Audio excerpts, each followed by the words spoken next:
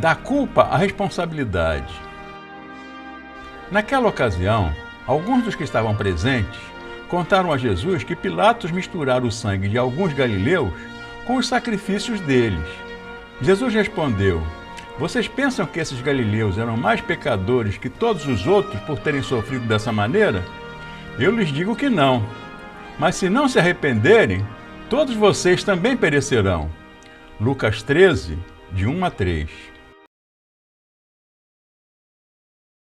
Os 9 primeiros versículos de Lucas 13 são de difícil compreensão, pois fazem alusão a 2 eventos desconhecidos do restante da Bíblia. Não encontramos em outro lugar qualquer citação sobre a morte desses galileus e também não há qualquer narrativa sobre a queda da Torre de Siloé. O texto, que começa complicado, aos poucos vai se complicando ainda mais, pois uma conversa que girava em torno de uma inusitada chacina de um grupo de galileus por ordem de Pilatos, de repente se teletransporta para o relato de uma atividade rural bastante rotineira. Então contou esta parábola. Um homem tinha uma figueira plantada em sua vinha.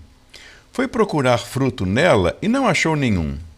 Por isso disse ao que cuidava da vinha: já faz 3 anos que venho procurar fruto nessa figueira e não acho. Corte-a. Por que deixá-la inutilizar a terra? Respondeu o homem: Senhor, deixa por mais 1 ano, e eu cavarei ao redor e a adubarei. Se der fruto ano que vem, muito bem. Se não, corte-a.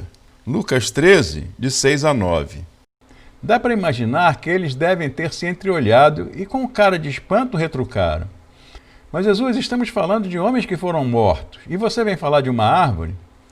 Não era a primeira vez que isso tinha acontecido. Jesus era mestre em mudar o foco da questão, em mudar o rumo da prosa, como se diz no interior. Certa vez, algumas pessoas se mostraram ansiosas quanto às necessidades básicas da vida, roupa e alimentos. E Jesus manda que elas olhem para os passarinhos. Em outra ocasião, quando ele estava sendo questionado por andar com pessoas de má fama, prostitutas, bêbados e publicanos, ele respondeu: o homem tinha 100 ovelhas e perdeu uma.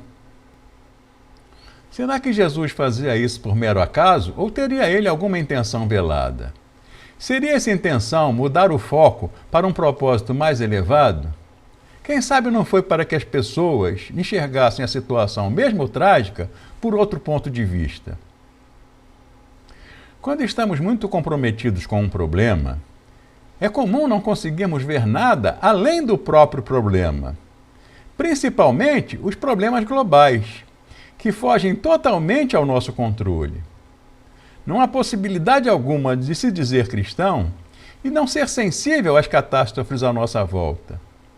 As nossas meditações e orações têm obrigatoriamente que abordar temas como a morte dos cristãos pelo Estado Islâmico, os bombardeios na Síria e o estupro da criança de 10 anos. A consciência, quando se vê circundada por tragédias, fica atônita querendo encontrar respostas, porque ela não pode receber essas notícias simplesmente com o intelecto ou como mera informação.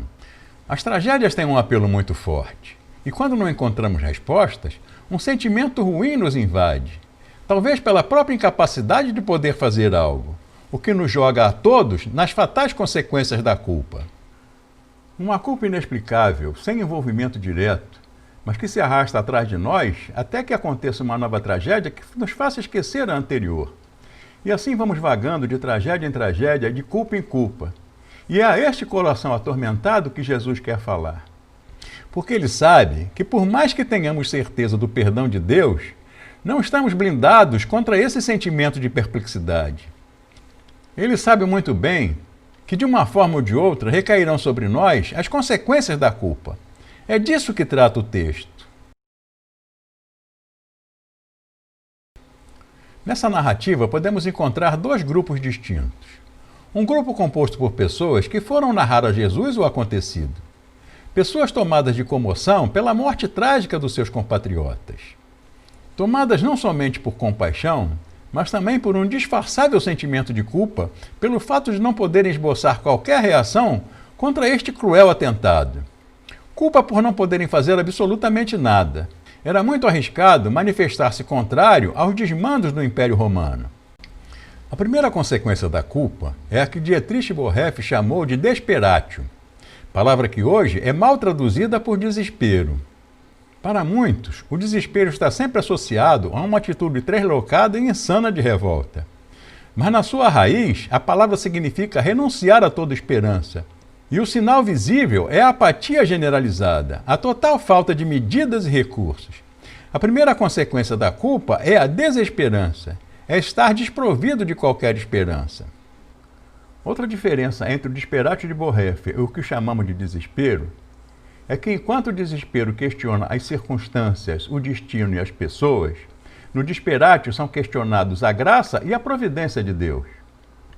Em uma situação extremamente desesperadora, o cristão procura logo saber por que Deus está permitindo que ele passe por aquilo. É exatamente aí que o desperatio rouba do cristão toda a alegria nas promessas contidas na palavra de Deus. É quando ele passa a negar qualquer experiência positiva com Deus, mesmo as do passado recente. Mas isso ainda não é tudo. Àquela culpa inicial vão se somando culpas já esquecidas e pecados já perdoados. É onde a pessoa começa a achar que a sua iniquidade é tão grande que não pode ser perdoada. Percebe-se em um inferno tão profundo que o braço de Deus não tem como alcançá-la. É aqui que a graça é subestimada, é onde eu começo a achar que Deus nunca me amou e que nunca esteve comigo. Diante disso, passamos a nos considerar as mais infelizes de todas as criaturas. Quando nos encontramos no desperatio, nos recusamos sequer a falar da nossa culpa com Deus. Quanto mais confessá-la. Para quê? Ele não vai ouvir mesmo? A partir daí, caímos no estado bestial do desperatio, quando começamos a achar que Deus não fará nada por nós, que a iniciativa tem que ser nossa e que precisamos fazer algo para merecermos a sua aceitação. Primeiro eu tenho que me acertar, primeiro eu tenho que deixar de ser assim e deixar de fazer tal coisa. Primeiro eu tenho que me arrumar, ficar limpinho, aí sim eu vou poder dizer: Deus, agora você pode me amar, agora você pode me receber de volta. Eu já paguei pelo meu pecado, eu já não devo mais nada. O desperatio foi o que sobrou em Auschwitz, nos judeus que sentiram vergonha por terem sobrevivido aos horrores do nazismo, quando tantos compatriotas perderam a vida. Após séculos de conflitos internos na Bósnia, os sérvios formularam uma palavra apropriada para exprimir o sentimento de culpa por não terem morrido. As consequências da culpa são complexas. Essa é só a primeira e nem de longe a mais grave. Ainda existe nesse texto outra consequência mais terrível. A que pode ser percebida na grave denúncia que Jesus fez à atitude hipócrita do outro grupo que ali se encontrava. Grupo dos acima da lei, dos que possuíam retidão própria. A gravíssima postura que Bonhoeffer chamou de securitas, soberba espiritual, segurança na religiosidade ou confiança excessiva em si mesmo. O grupo daqueles a quem Jesus adverte com veemência. Vocês pensam que esses galileus eram mais pecadores que todos os outros por terem sofrido dessa maneira? Eu lhes digo que não. Mas se não se arrependerem, vocês todos também perecerão. Esse grupo se empenhava em justificar a chacina, pois os galileus deveriam estar envolvidos em uma prática ilegal, quem sabe imoral. Daí, a indignação de Pilatos ser bastante razoável. Esse grupo, pelo que dá a entender a reação de Jesus, deveria estar imaginando que a morte trágica dos galileus era uma consequência natural do seu pecado, assim como um castigo sumário de Deus pelo mal que praticavam. Corrijam-me os psicólogos de plantão, mas penso que esta também é uma forma de manifestação de culpa.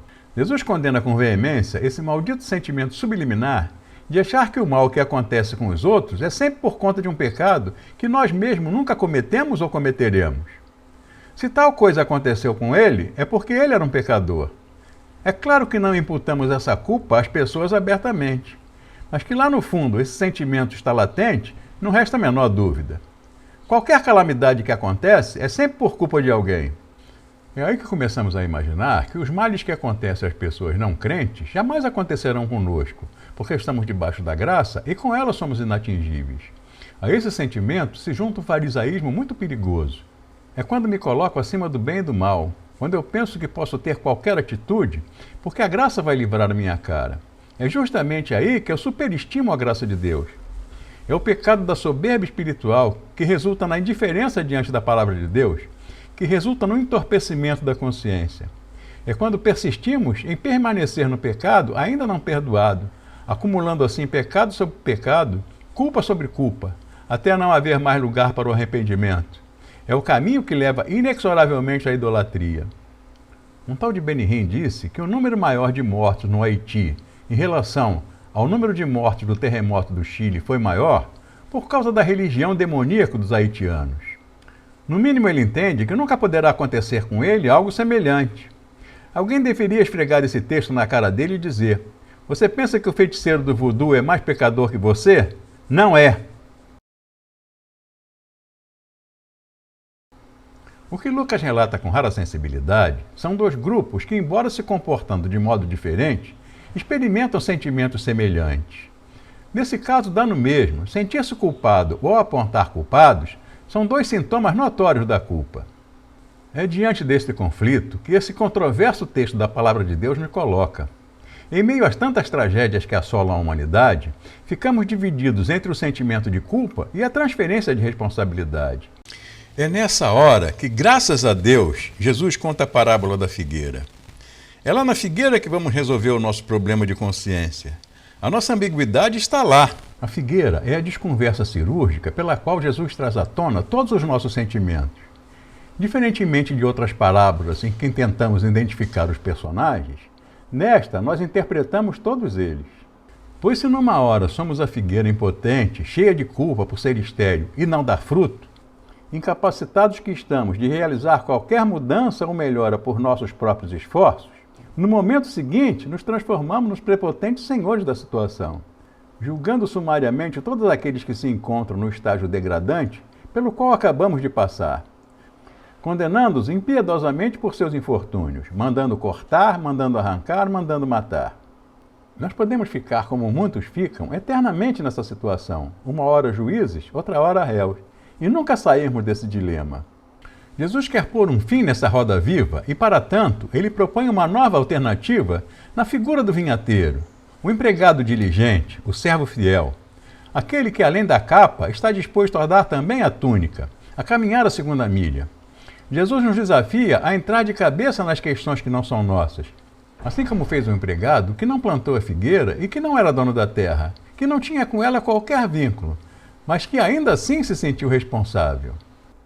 Jesus quer nos trasladar da culpa para a responsabilidade, quando nos desafia a fazer o que o vinhateiro fez: cavar em volta, afofar a terra, colocar adubo e criar novas possibilidades. Ele nos diz para não desistirmos, não porque somos brasileiros, mas porque Deus não desiste de nós. Deus não desiste nunca, mesmo quando não tem envolvimento algum com a nossa culpa, mesmo quando não foi convidado a nos orientar na decisão. Ainda que não faça parte do problema, Ele não desiste de nós.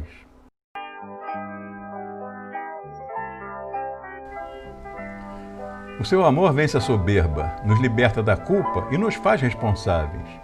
Esse é o amor que Jesus nos desafia a ter, não para entendê-las, mas para testemunhar que todas as tragédias, infortúnios e desgraças jamais encontrarão respostas numa consciência atormentada pela culpa ou na caça implacável aos culpados, mas sim no amor solidário que sofre e que chega junto.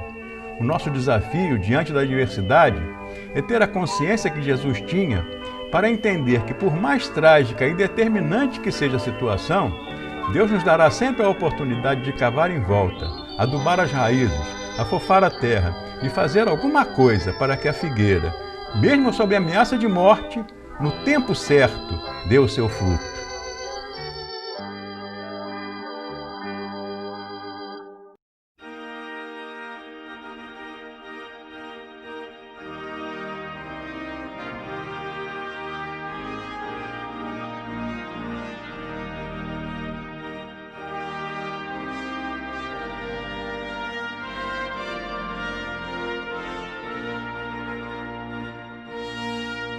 Encarecidamente, nós pedimos que você comente esse vídeo, se inscreva no canal, compartilhe com os amigos e deixe seu like. Obrigado por nos assistir até o final.